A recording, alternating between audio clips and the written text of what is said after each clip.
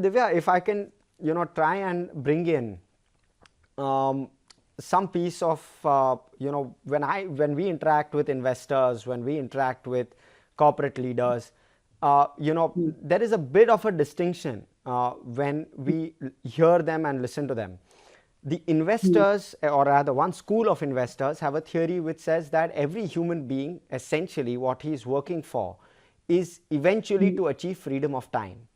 But somewhere along the way, the peer pressure is what keeps us in the rat race, and then it takes us all the way through to into our 50s, by which it's very late to make a change, and then health issues take up center stage, and then the like, right? That's how at least a lot of investors like to preach and like to spin it. That's one school of thought.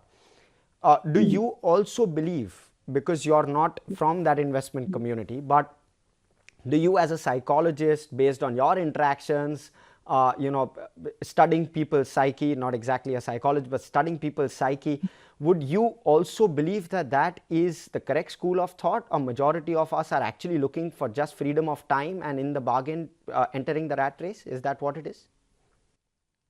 So, like you said, I'm not a psychologist, so I can't speak with too much authority on this. In my view, and this is an evolving view, I feel that, human beings need a different thing. So again, going back to the term of balance, this is what I've learned from Kalyani Kapoor, that, we need a certain amount of work. We need to feel productive. We need to feel needed. We need to feel that sense of accomplishment.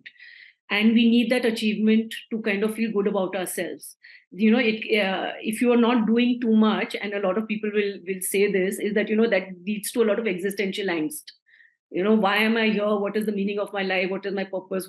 Am I useful or not to this world, or to my family, or to whoever? So you can't, I think we need everything, but what is the balance? Is it, at certain points you want time? I think, the mid-career is actually I feel that is the most pressured part of the corporate life cycle right now, because at that point is when there are multiple responsibilities which are competing for your time. And it's not necessarily responsibility in the sense of something that, oh my God, it's, weighing me down, but something that I've happily decided and I want to do, and I get a lot of joy out of it. So for example, like parenting, or looking after your own parents as they grow older, or enjoying time with your partner, so there are a lot of other things that you want to do, or looking after your health. And like we discussed, mid career and midlife is also when the health problems start creeping up. And these days, what I have seen with, again, my limited experience, a lot of the health problems that are cropping up are actually conditions. They are not really diseases that, you get it one day and then you take antibiotics and then you're fine. It is more of, things that need to be managed over time through lifestyle changes. So, whether it is kind of cholesterol or blood pressure or diabetes, or, a lot of chronic autoimmune diseases are cropping up. So, then it goes back to the balance in life. If I can't manage my diet, and I can't manage my exercise, I can't manage my sleep, I am not going to be a very productive person at work. Yet at the same time, I also want to productively use my time. I want to feel useful, whether to my family, whether it is by being at home and, spending time with my loved ones, or whether it is being in office and contributing to something else.